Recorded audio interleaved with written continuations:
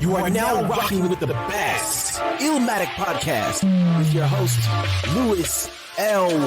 Reed. Surviving beats, overcoming breaks. We got motion.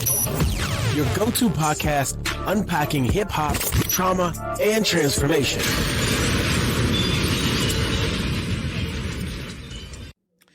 Welcome back. Illmatic, surviving beats, overcoming breaks. This is your man, Louis L. Reed, joined by special co-host, PC, otherwise known as the Hood Pastor. I'm giving up all his monikers.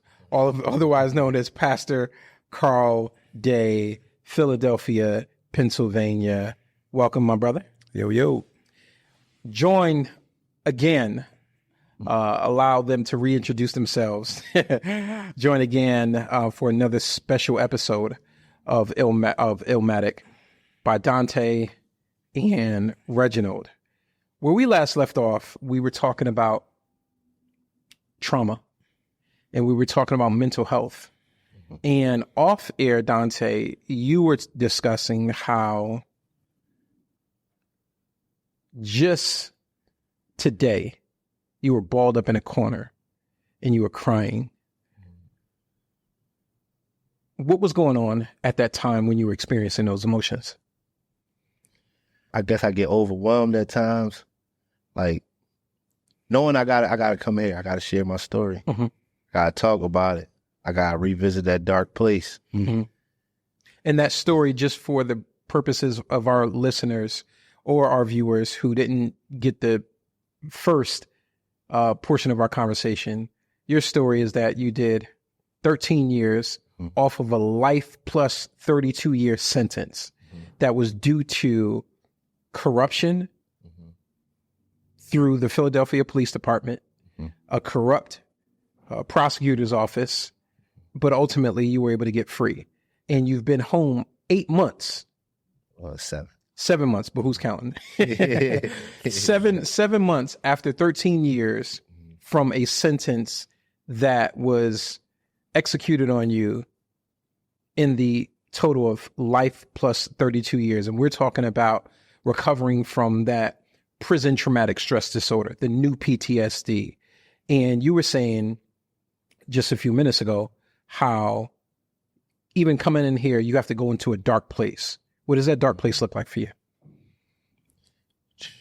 That dark place is no hope, stress, depression, anxiety, PTSD, and just feeling like you ain't got nothing to live for at times though. Like that's that place. That's that place. That's how I felt when I was sitting in that jail cell, dying to live while living to die. And what usually brings you back to that place now that you're free? Because there are people who might be watching this or they might be listening to us and they may say, well, you're free. You got everything to live for. What complaints do you got? Your worst day out here should be better than your best day on the inside. And so what are some of the triggers that brings you back into that place? Like, what is free though? Like, yeah, my body free, my mind not free. So it's like, it's a big difference. Like, it's a big difference. Like, some of them triggers for me, like I avoid large crowds. I can't, too many people around me, people standing behind me, that's triggers. Because when you in a joint, you got to have your back against the wall. Large crowds, in effect, could mean that somebody going to try to make a move on you, right? Like there's just a lot of prison association with just being out here in society. Right.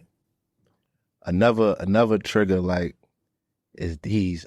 Oh man, I don't in a way I understand now how when I was younger and you'd be like, oh, certain kinds of people be intimidated by you, just for no reason, just because of where you come from or what you look like. But now I understand it a little bit though, because if certain dudes come close enough or walk by me, oh, you got a hoodie on, you got a skill.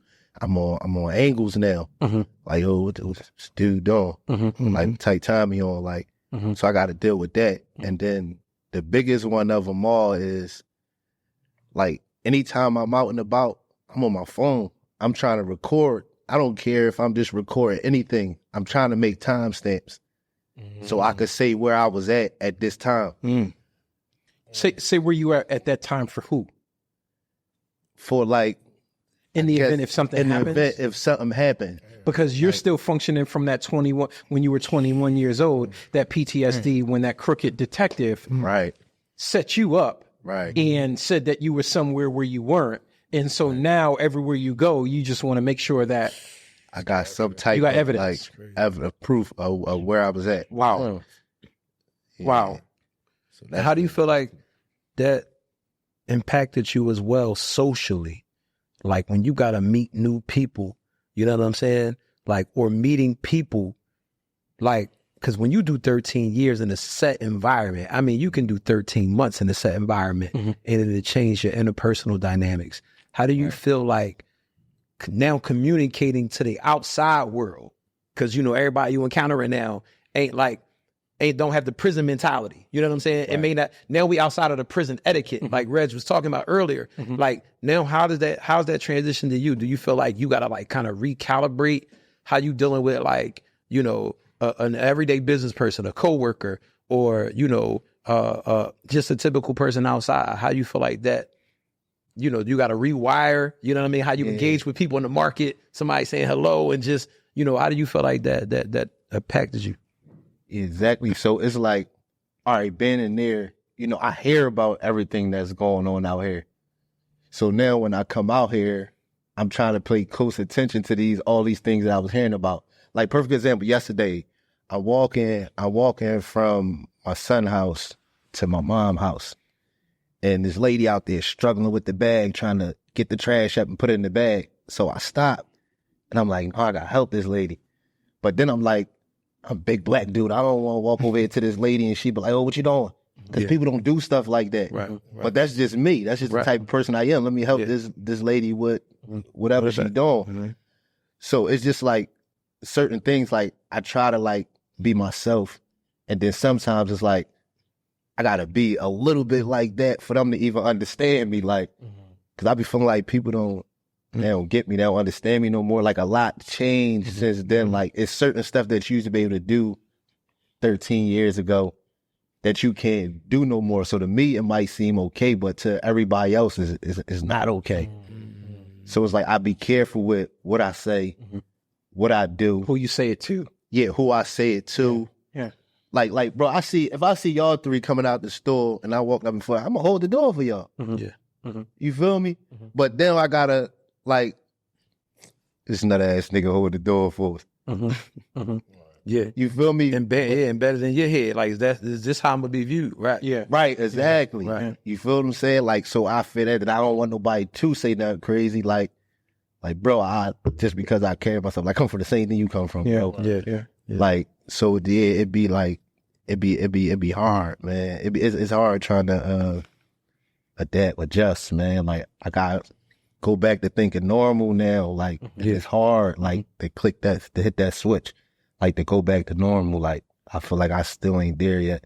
And also for both of y'all, you know, upon like being released, I know y'all talked about just trying to working on yourselves, and Reg, you spoke on things like, you know, how it, you know, was traumatic, man, not being able to be there when your daughter was born. Your son was 2, you know. Share with us the mind frame, because I'm sure we all had this mentality when we got out as men. We got children. How hard of a fight is it to sit there and say to yourself, I got to pace myself. I know that I got this record, but I know that as a man, I got these responsibilities, and I got to fight, like, to make sure I'm staying on the straight and narrow. But I know that there's a lot of like adversity that faces me because of my record. You know what I'm saying? But I know I got to be a man. Like, how hard is it when you're trying to play catch up per se? Because, you know, you missed that time. It's a mental clock that we have to say, yo, if I'm home, you home 7 months. Wait, hold on. It's like when you graduate college and people, I've been XYZ years graduated that I ain't got no job in my field. Talk about that process and that mental clock where you like, all right, I've been home 6 months now. I should have a home. I should have a car, So to that, it's crazy. We had my cousin said something real profound last week in the barbershop. We cut together, and he was just like, yo, it got to be hard. He's like, I can only imagine how hard it is to be a man and not be able to be a man, to your point. I'm coming home and I've had that issue. Like, both of my children are 2 months apart, like to the day. So essentially, like, my kids, I dub my kids as the twins because, but I coming home, like prior to my incarceration, like I was cool. Like, coming home is like, I'm not walking that light no more. I'm not walking that path no more. I'm not doing that. But it's like, I tell my cousins and I tell people, around me, like, yo, I thank you for letting me borrow $50. Like those times I had to borrow $50 to buy my kids some sneakers or be able to do something for my kids. It's hard. It is hard. And it can mess with your ego a lot, man, and your pride as a man. But it's like, you just have to like, again, I could do more for my kids being out here in the long run. Yeah. Than me being in there. Me putting myself, like, a lot of times I used to be like, man, I'm out here doing this for my family because our financial situation not together. I'm doing this for my kids. And it's like, ultimately, it's like you was doing it for yourself. If you were doing it for your kids, your kids don't care about no damn Jordans. And your kids, I mean, probably not now, these kids do now, but, 3, 4 years old, your kids, they don't cool with some damn light up sneaks. They think that's as long as they got you. Exactly. The best thing in the world, man. The best time. And I had like my, like both of my children, I'm somebody like I do a lot of things. Like I work. And like my children's mothers used to be like, they don't want to sit in the barbershop all day long. You messing up their childhood. I used to be like, yo, how's that messing up their childhood? Going back to your earlier conversation about not having had any birthdays with your father until you were incarcerated at the age of 21. And then you and your father are cellies. And imagine what that influence would have been like if you would have saw your dad in a barbershop. For sure. Or if your dad was in whatever industry that legitimate industry. Right. Imagine what that would have been like for you. It's not, this part of a child. It's part of developing. Time spent. Yeah. I'm thinking about something. We're talking about children from a relatively younger age. I have a daughter. This is the first time I'm speaking about this publicly. I have a daughter who doesn't even call me dad. Never done anything egregious to her. I've never done anything, right? But the trauma that she experienced as a result of me being gone, my absence, I sometimes think, going back to that mental health stuff, I sometimes think that she would feel better if I was still incarcerated. Or if I think that with this child in particular, I think that I'm going to be celebrated more when I'm gone, right? Than me actually being here. And that's a mental strain. For sure. And it's not like she doesn't call me, she'll call me, she'll refer to me as her father, but to me, she won't say dad. Most right? likely because it's a discomfort because she was so used to you being away. Now you being here is like an entire disruption of life, which is what made me also wonder in your position, what kind of switch was that? Because you got a son, he's a teen who probably for his entire existence thought he was never going to really have a relationship with his dad because his dad got life plus 32. What type of shift in even that question to Reg, like how does that all work for you? You coming home, the pressures now of you being the man, and even making up for missed time and all of that. Like before I went to jail, like Reg said, like I was cool. I always worked 2 jobs. Like I always was good. You feel me? So they expecting me to, when I say down to the mother of my kids, they expecting me to come home and be right back to how I was. Like you never left. And then the whole time I'm locked up, you got this person, that person. Oh, free Ruger. These boys out here running around. They got money.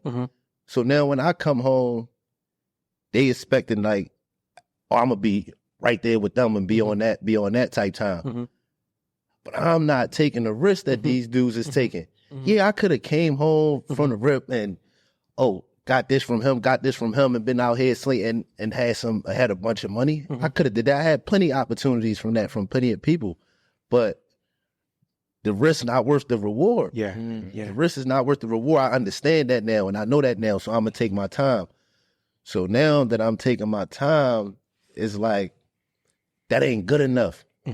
Like, no, you better, all right, I'm taking my time. Yeah. One, I'm home, but I got murder on my record. I got attempted murder on my record. Not to mention, you're back in a city where a police department, there might be some officers who are still there who might feel some type of way about you being released, and you putting a black stain on their department. Right, and that's why I don't come to Philly. I don't live in. That's why I don't come to Philly. Don't say where you live, because we don't want to drive. No, I ain't saying that. Yeah, I ain't doing that. But yeah, that's why I don't come here, because I gotta worry about that too, though. So it is a hard thing. Like, and then it's like, all right, I always been the provider, like always been the provider, like. So yeah, that's a struggle, not being able to provide the way that I want to. Yeah.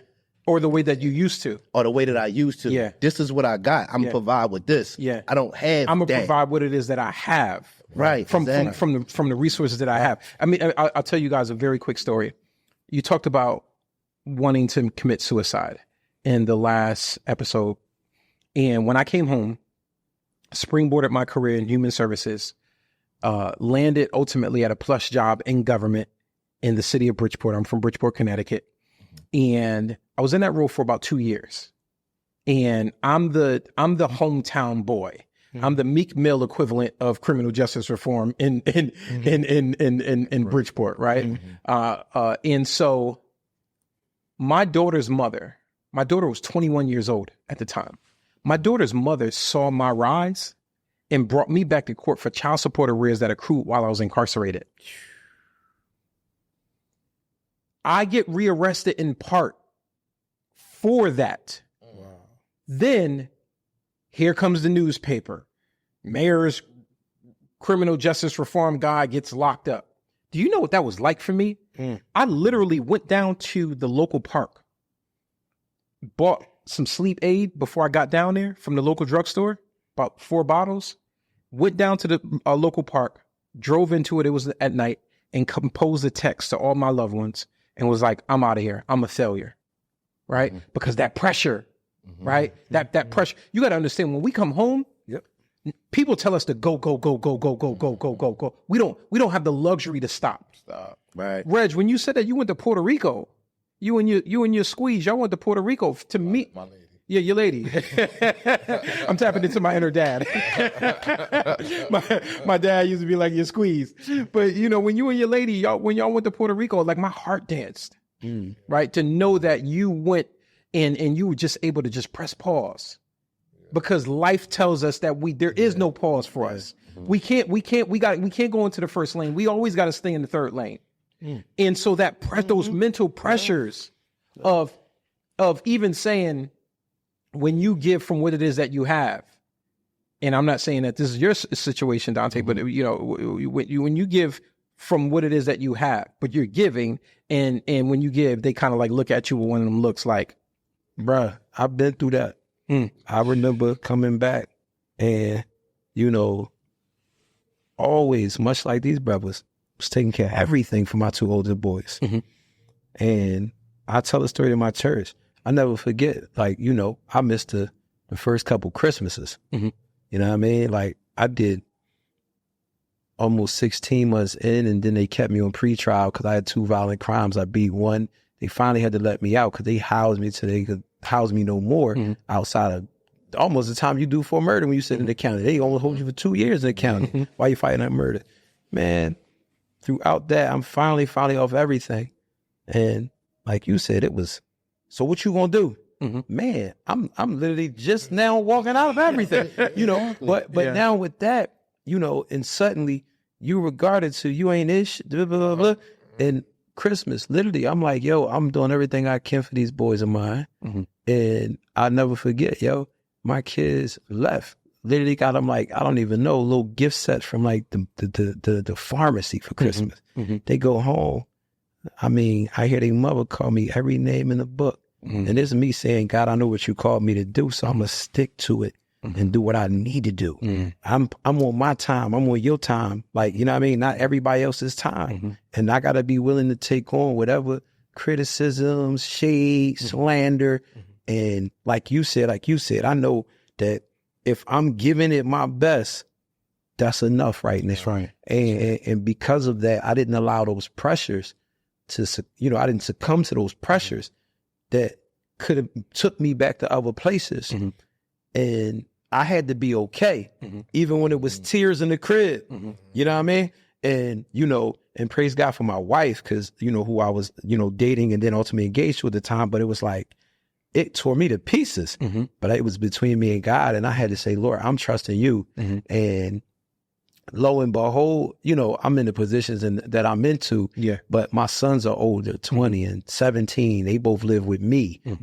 Like a lot of those tables turned. Yeah. Because, I had to realize that at some point they would get it. Yeah. You know what I'm saying? And so, man, I just remember those moments, which is why I asked that question, because I know that play a lot on our mental as men, because it's like society don't even want us to get up at all. And typically we'll put on a race of people. All these white people don't want to do this, do that. Man, people look at them. It ain't even them. They be looking at you. The fixes from the inside. Yeah, you home when you get your own crib. Yeah. Goodness. Like I've been home 3 hours. A person with a job and credit can't get a good crib right now. And it'd be like, man, so our shot clock, we start, it's told to be 24 seconds. We got 3 seconds on the clock. As soon as you come home. Yeah. And I know that play on the mentals, man. They say, you start getting yourself, it don't happen when you get home. It happens before you come home. And I think like Wallow mentioned that, like he went further into it, but it was like, more so like my whole frame, and we had the conversation off camera,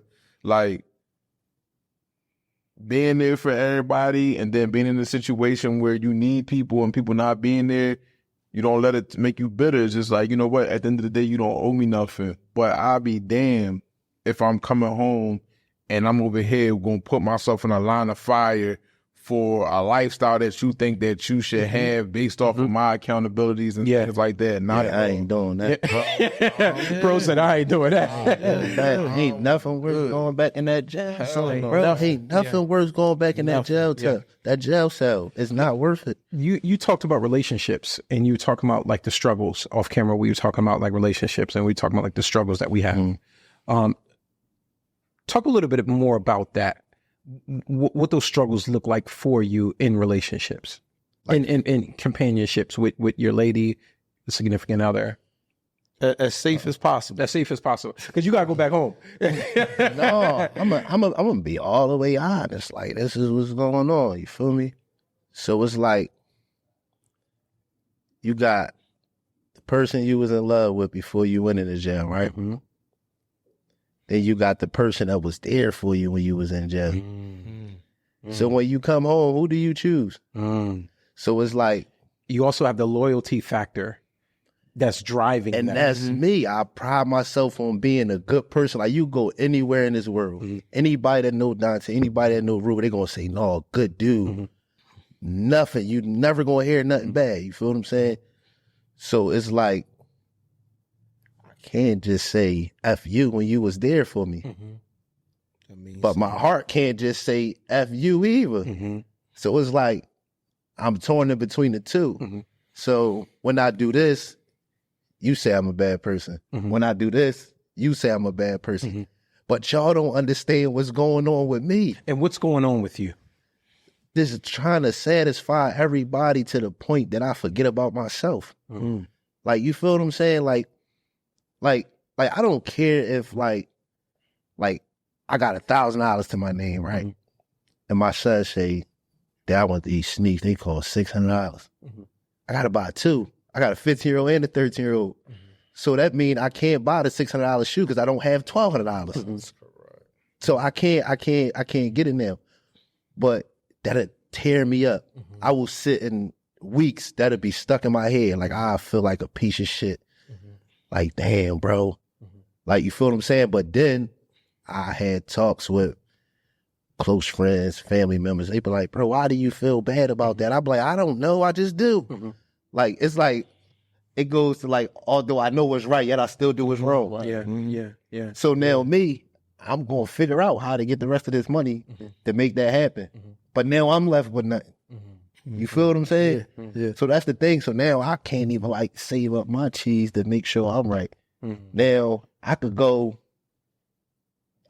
take this work from John Doe. I could make 15 grand this month. Yeah. I'm not doing that though. That's not worth going back in that jail cell. Sure. So you just gotta have an attitude, or you feel me now, as far as the relationships, it's just like, I don't know. Like, I just be like stuck. Like, what is the right thing to do? Yeah. Because I'm always trying to do what's right. Like, so what is the right thing to do in that situation? Yeah. I don't know. Yeah. So to a person that don't understand it, it's gonna come off as, oh, you playing games with them girls. Yeah. When that's not that. Not it at all. That's not that. At all. Yeah. Because I'm being like honest. You feel what I'm saying? Like, And you're in therapy. yeah, I see 3 different therapists. Yeah. 3 different therapists. How's that going for you? It's going good. That's like the only space where like I could like talk to people who like really understand what I'm going through, or at least care. Like, you feel me? Because there ain't too many people that care or whatever though. So it definitely helps though. And I also do And you also being able to speak with someone who doesn't have to carry the emotional weight of what it is that you're saying.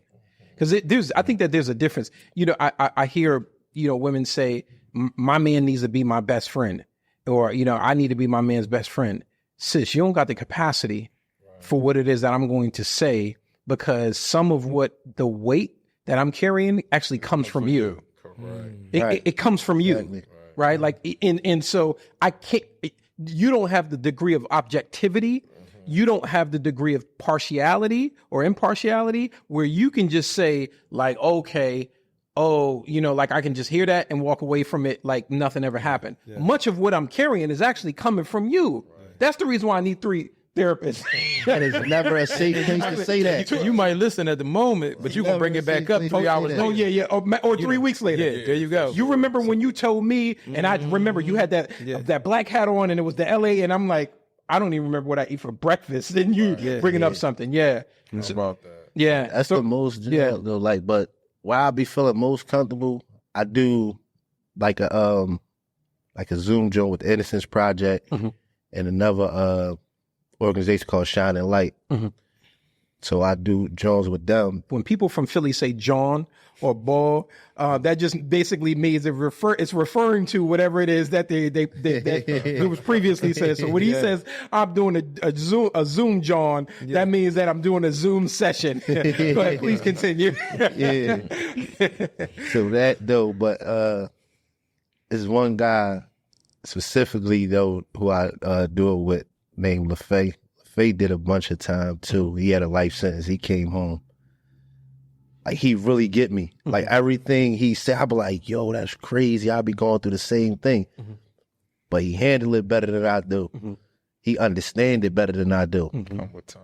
Right. Yeah. So talk about that, Reg. I just want to bring you in. You just said something. No, I was saying like it just come with time. Like, and it's like I didn't go through that. You know, because that's deep, man. That's deep. But it just come with time. You got to give yourself more grace. Yeah. Be patient with yourself, man.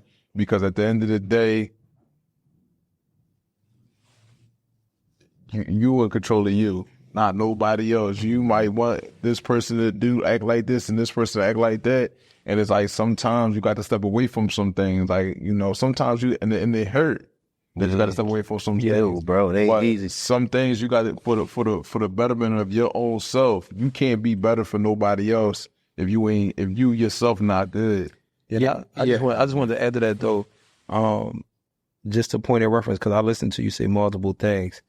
2 things you got to come up with the resolve of. You know, one, you said you ain't never going back to that jail, right?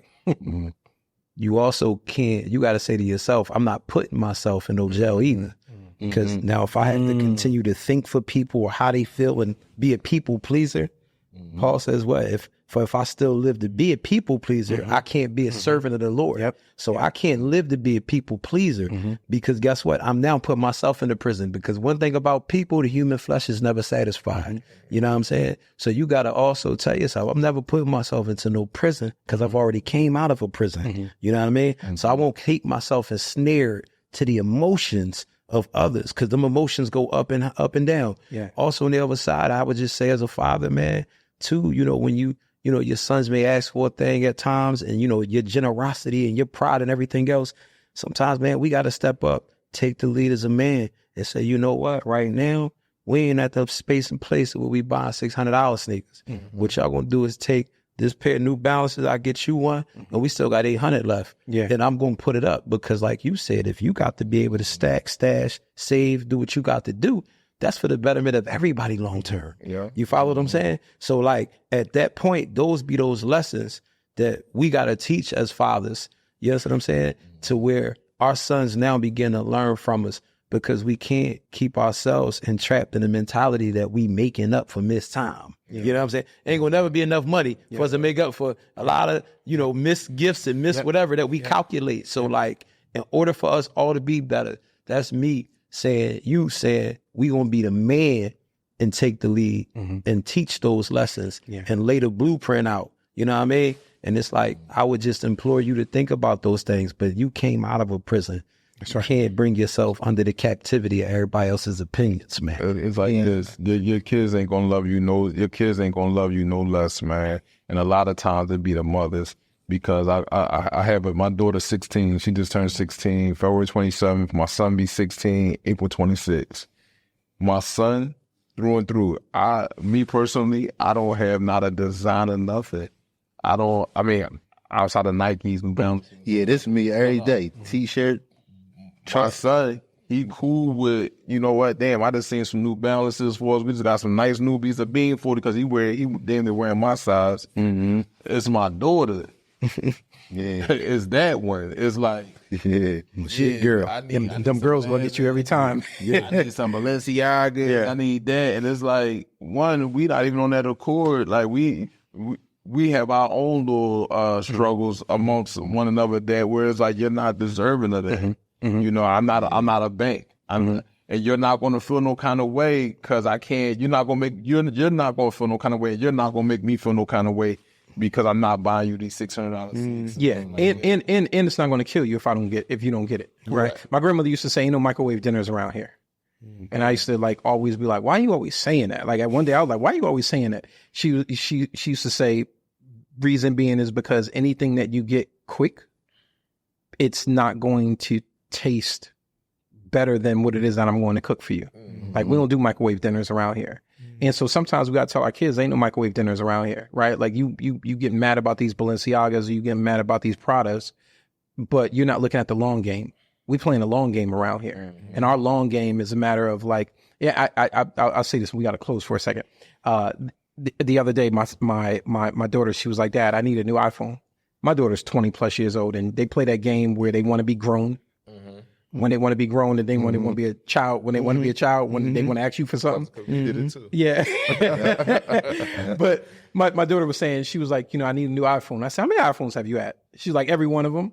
I said, "Yeah, every one iPhone." I said, "Do you know what it would have been like if the money that you calculated, that total for every iPhone that you bought, which is about 20,000 or so, right? Imagine if you would have put that stock in Apple. Imagine where you would have been. Imagine where you could be. That's the long game. Right. And so for us, let's not have microwave dinners. Right. Yeah. Let's have something home cooked. I want to thank both of you for your transparency and your vulnerability, because where we come from, what we experience, and the things that we have been exposed to, they don't dictate conversations like this. Mental health, talking about suicide, talking about depression, talking about anxiety, talking about, just for you, bro, Dante, just talking about just being in a corner, crying. that takes strength. That takes strength to admit that today I'm not the best emotional version of myself. Right. And so, my brother, you can always, you got to make no long distance call like my grandmother used to say. I used to be on a cell phone before my grandmother passed away. I was on a cell phone one day. She's like, "Who you talking to?" And I was like, I was talking to one of my cousins who was down south. She was like, "That's a long distance call." And I'm like, "Ma, they don't got long distance calls no more." It's all the same on a cell phone. Right. You can always make a long distance call. How about that?